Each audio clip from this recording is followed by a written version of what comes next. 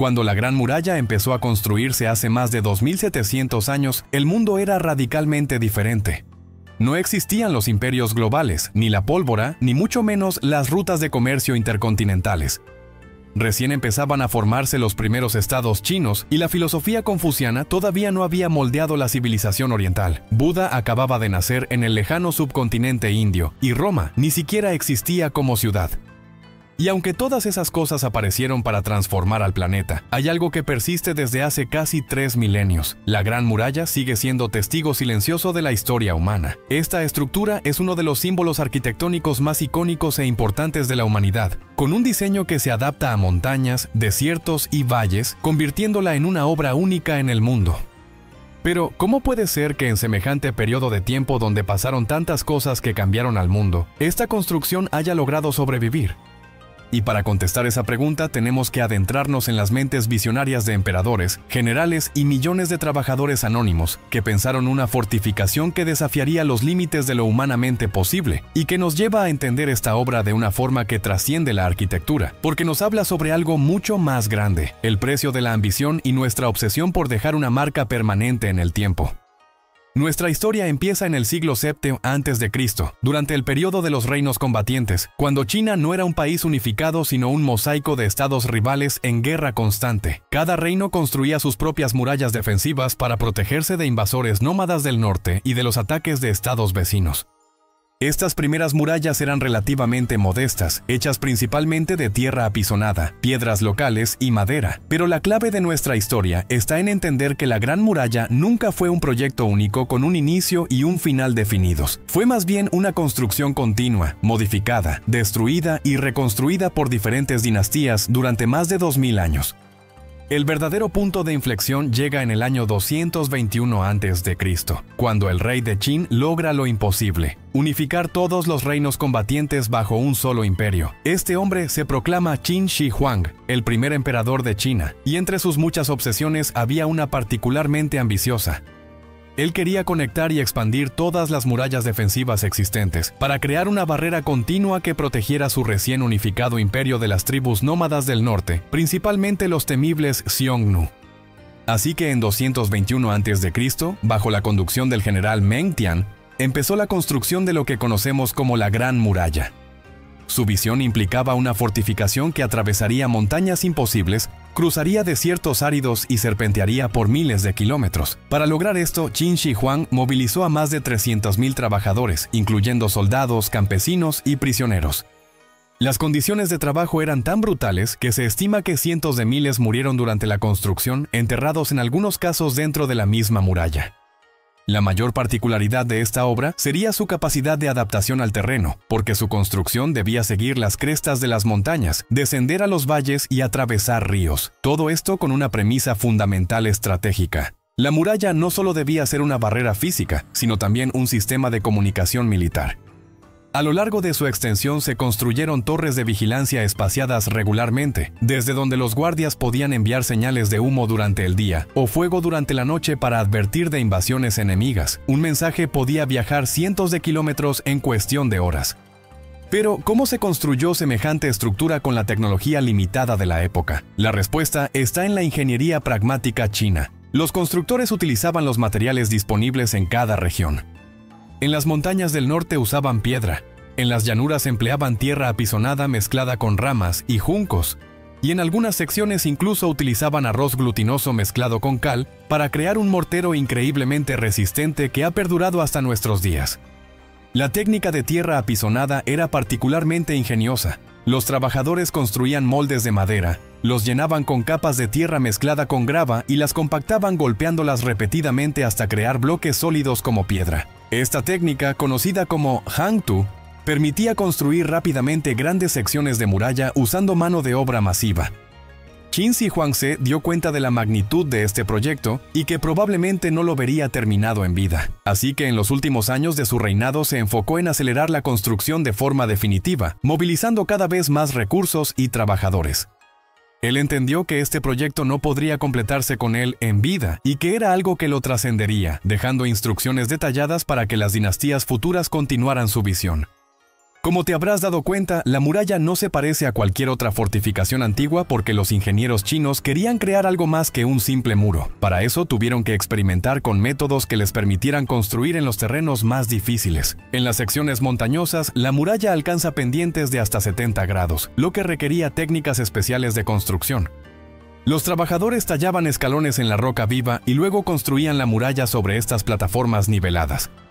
La muralla tendría miles de torres de vigilancia, que además de ser un desafío arquitectónico gigante, cada una tendría una función específica. Las torres más grandes servían como cuarteles militares donde podían alojarse hasta 50 soldados. Las torres más pequeñas funcionaban como puntos de señalización, y entre ellas, fortalezas estratégicas controlaban los pasos montañosos más importantes, convirtiéndose en verdaderas ciudades militares. Así, durante el reinado de Qin Shi Huang, se construyeron aproximadamente 5.000 kilómetros de muralla, conectando y expandiendo las fortificaciones anteriores. Pero un evento inevitable se interpuso en el camino de la construcción. En 210 a.C., Qin Shi Huang falleció. Durante su vida se hizo solo una fracción de la visión completa. Su muerte marcó también el fin de la dinastía Qin, que colapsó pocos años después sumida en rebeliones y caos. Así que a partir de ahí, la dinastía Han tomó el control de China y continuó con el trabajo de expandir la muralla. Los emperadores Han la extendieron hacia el oeste, adentrándose en el desierto de Gobi, añadiendo otros 10.000 kilómetros aproximadamente durante los siguientes 4 siglos. Pero esto no fue lo único que afectó la construcción, porque otra cosa interrumpiría el proceso de forma dramática. Durante los siglos siguientes, China atravesó periodos de fragmentación y reunificación. Diferentes dinastías ascendieron y cayeron, y con cada cambio político, la muralla fue abandonada, destruida parcialmente o reconstruida según las necesidades del momento. Durante la dinastía Tang, por ejemplo, el imperio era tan poderoso que la muralla perdió importancia estratégica y fue largamente descuidada. Las obras de mantenimiento y expansión serias no retornarían hasta la dinastía Ming, que gobernó China desde 1368 hasta 1644. Fue durante este periodo que la Gran Muralla adoptó la forma que conocemos hoy. Los Ming enfrentaban constantes amenazas de los mongoles y otros pueblos nómadas del norte, así que decidieron reconstruir y fortificar masivamente la muralla. Desde ese punto, varios arquitectos e ingenieros imperiales fueron rediseñando secciones enteras, incorporando innovaciones tecnológicas. A diferencia de las construcciones anteriores de tierra apisonada, los Ming utilizaron principalmente ladrillos y piedra, creando una estructura mucho más durable e impresionante visualmente. Cada ladrillo tenía que ser transportado a través de terrenos montañosos imposibles, a menudo cargados a mano o en el lomo de cabras entrenadas específicamente para escalar pendientes pronunciadas. Para este momento, la muralla ya no era solo una fortificación militar, sino también un símbolo del poder imperial. Los Ming invirtieron recursos masivos en su construcción, empleando a millones de trabajadores durante los casi 300 años de su dinastía. Se construyeron las secciones más icónicas, como Badaling y Mutianyu, que hoy son las más visitadas por turistas. Si nos adelantamos al siglo XVII, la dinastía Ming enfrentaba su ocaso. A pesar de todas las fortificaciones, la muralla no pudo prevenir la invasión manchú que establecería la dinastía Qing en 1644. Irónicamente, los invasores no la cruzaron por la fuerza, sino que un general Ming les abrió las puertas como acto de traición. Esto demuestra algo fundamental. Ninguna muralla es más fuerte que la voluntad de quienes la defienden. Con la dinastía Qing, la muralla dejó de tener relevancia militar. Los Qing expandieron las fronteras de China mucho más al norte, haciendo que la muralla quedara dentro del territorio imperial. Durante los siguientes siglos, fue gradualmente abandonada. Las secciones remotas se deterioraron. Los ladrillos fueron saqueados por aldeanos locales para construir sus casas, y la naturaleza comenzó a reclamar lo que era suyo.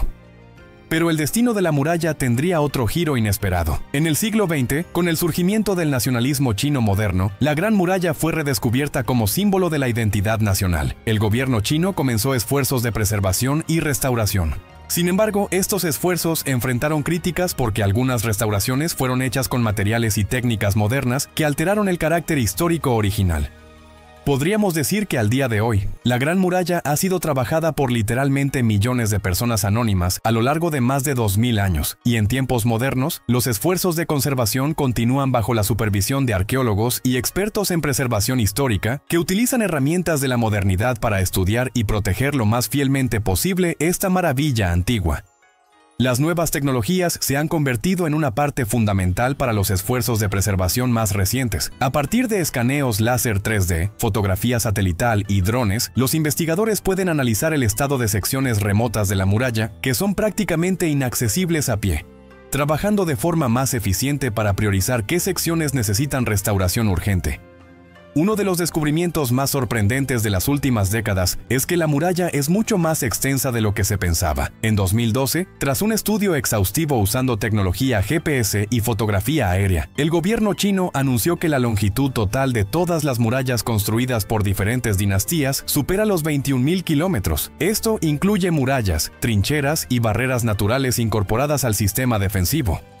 Sin embargo, el proyecto tiene que afrontar problemas que no están del todo solucionados todavía, y es algo que no tiene que ver tanto con la parte de arquitectura ni de ingeniería. Durante muchos años, secciones de la muralla han sido dañadas por desarrollo urbano descontrolado, turismo masivo y vandalismo. En algunas áreas, autopistas modernas cortan directamente a través de secciones antiguas.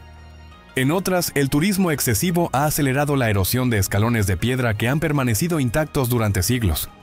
La tensión entre preservación y acceso público se ha mantenido durante años sin llegar aún a una solución que deje a todos los implicados satisfechos. Algunas secciones están completamente restauradas y equipadas con teleféricos para turistas, mientras que otras permanecen en su estado original deteriorado, accesibles solo para excursionistas experimentados. El debate continúa sobre cuál es el equilibrio correcto. La complejidad de su diseño, que obligó a que se pensaran técnicas innovadoras para cada época, la falta de una financiación y voluntad política constante, y las interrupciones históricas masivas son algunos de los factores que nos llevan a entender por qué la Gran Muralla tardó más de 2 milenios en alcanzar su forma actual. Y aunque muchas veces la historia se enfoca solo en el protagonismo de Qin Shi Huang, esta obra representa el trabajo de millones de personas anónimas que trabajaron día y noche, atravesando diferentes dinastías, guerras y tecnologías para crear lo que es la estructura humana más larga jamás construida. Cada piedra cuidadosamente colocada y cada torre estratégicamente ubicada representan innumerables vidas perdidas y sacrificios olvidados. Ya seas admirador de la ingeniería antigua o no, es imposible evitar la sensación de humildad que genera esta obra, que serpentea a través de montañas como un dragón de piedra, desafiando la geografía misma y el paso del tiempo. Este lugar para los emperadores chinos tenía como fin ser un testamento del poder imperial y de la capacidad de China para defenderse de sus enemigos. Pero sin darse cuenta, creo que lograron algo igual de impresionante, convirtiendo la Gran Muralla, incluso en sus secciones arruinadas, en un poderoso símbolo de la persistencia humana y del costo de la ambición desmedida. Con cada ladrillo que se desmorona y cada torre que resiste, se erige como un conmovedor tributo a nuestra capacidad de crear monumentos que nos sobreviven, pero también como un recordatorio sombrío de que las mayores obras de la humanidad frecuentemente se construyen sobre montañas de sufrimiento humano, un testimonio eterno tanto de nuestra grandeza como de nuestra crueldad.